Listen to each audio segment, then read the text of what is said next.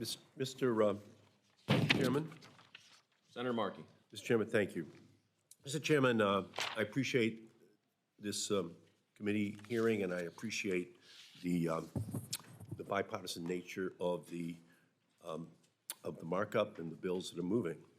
But it is difficult to sit here and hold a bipartisan markup when President Trump and Elon Musk and their team of government arsonists are blatantly violating the law by withholding federal funds, seizing control of critical government systems, and even proposing to eliminate whole agencies by executive fiat.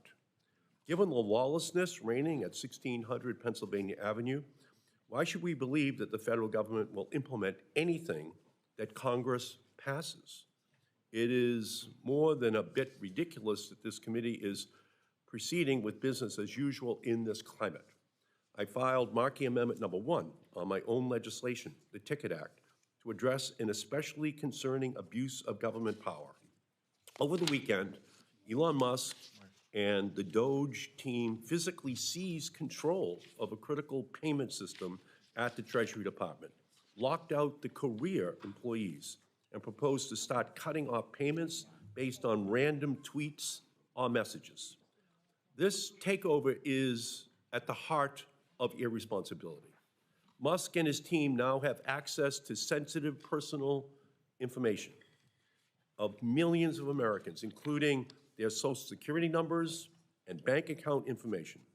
They could shut off payments to Musk competitors, giving his companies an unfair competitive advantage. And more likely, they will accidentally shut off payments that are critical for Americans to afford food, housing, and medicine. Markey number 1 would make it a violation of the Federal Trade Commission Act for the following individuals to access Treasury's central payment system. Number 1, a member of the public. Number 2, a career staffer who is also an executive officer or controlling shareholder of a company.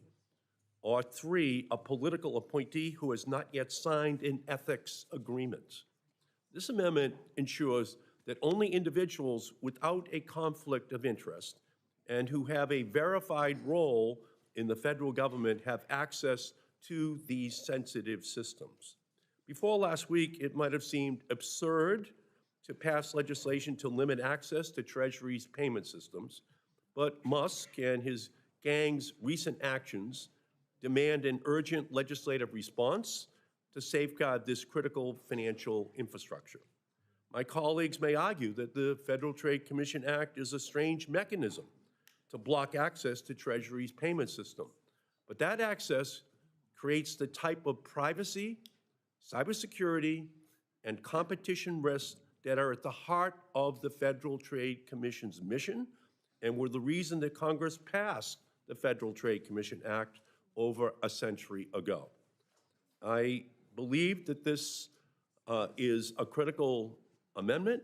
I'm proud to partner on the AM Radio Act with you, but even if these bills pass, I have no confidence that this administration will implement the good work that this committee has done. So I urge my colleagues to stand up for our powers as the first branch of government, defend our legislative prerogative, and send a message to this administration that we will not roll over in the face of obstruction, coercion, and lawlessness, and I urge my colleagues to vote yes. I thank my friend from Massachusetts, but nevertheless, I urge my colleagues to oppose this amendment. This amendment has nothing to do with the Ticket Act, and it is not within the jurisdiction of this committee. This amendment, unfortunately, is nothing more than a clear partisan political attack on Elon Musk, whom the president has tasked with running the Department of Government Efficiency, DOGE. In November, the American people resoundingly voted for President Trump. Naturally, President Trump is implementing the agenda that the American people voted for. Contrary to the Democrat opinion, there is no fourth branch of government known as the administrative state. No one elected the bureaucracy. DOGE is an office within the White House led by Elon Musk to eliminate wasteful government spending and to reduce unnecessary regulations.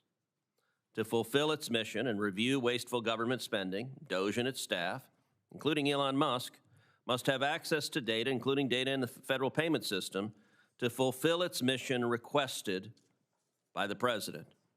And I would note that in just a matter of a couple of weeks, they've already found considerable waste, fraud, and abuse, in particular within USAID. Among the things they discovered that the previous administration was spending money on were $1.5 million for advancing DEI in Serbia's workplaces, $2 million for sex changes in Guatemala, $6 million for tourism in Egypt, paying for, quote, hundreds of thousands of meals that went to al-Qaeda-affiliated fighters in Syria, funds for the production of opium, the primary ingredient in heroin, in Afghanistan, which chiefly benefited the Taliban, $1 million to help disabled people in Tajikistan become, quote, climate leaders, $1 million to a Hamas-linked charity, and $15 million for contraceptives and condoms in Taliban-controlled Afghanistan. You will forgive President Trump and the American people for thinking these expenditures are unnecessary and wasteful. And unfortunately, the hysterical doomsday scenarios of data tampering, privacy concerns, or payment delays or rerouting touted by Senate Democrats are false and were dispelled by the Department of Treasury last night in a letter that they sent to Ranking Member Wyden on the Senate Finance Committee. The president is entitled to conduct full review of federal agency spending and regulations through the DOGE, and I intend to do everything I can to help ensure that its important mission is carried out. Litigating these partisan matters in this amendment or in this bill isn't appropriate. It's outside the committee's jurisdiction, and I urge my colleagues to oppose the amendment. Mr. Chairman, if I could, thank you. I think this is within our jurisdiction because it deals with the FTC. So I very much appreciate Senator Markey raising this issue. When we worked on a privacy bill, we do not want the privacy of American citizens to be violated. We know that we have international adversaries who are also looking for this information and using it against us. That is why our own system has been hacked by them. So I want every precaution necessary to make sure that the privacy of U.S. citizens is guaranteed. So the notion that this process has taken place, I think, is unprecedented. What kind of personal data is at risk? Social Security numbers, bank account information, home addresses, tax records. And so I hope that we will address this issue. I do plan to support Senator Markey's amendment. If you're interested in having a larger discussion in our committee, I'm not sure that this will stop within our committee. I'm pretty sure it's going to be a larger discussion. But I do think that we have to be on record of saying we are going to fight even the government's, the U.S. government's unlawful process of getting information from U.S. citizens. I will fight and continue to fight any administration that is somehow going to give an easy path to something that I believe needs to be defended. I think, and Would the senator from Washington yield briefly? I'm finished. Thanks. There is no branch of the federal government called Elon Musk. Cutting waste and fraud is one thing, and this committee could do that, by the way. We could vote out wherever we see waste and fraud. That's what this committee is set up for. But unilaterally shutting down congressionally authorized agencies, that's lawlessness. And we have to make sure that we don't allow that to happen within our own jurisdiction, just by the unilateral fiat of Elon Musk. So we just have to protect our own prerogatives. So again, I would urge an aye vote on my amendment.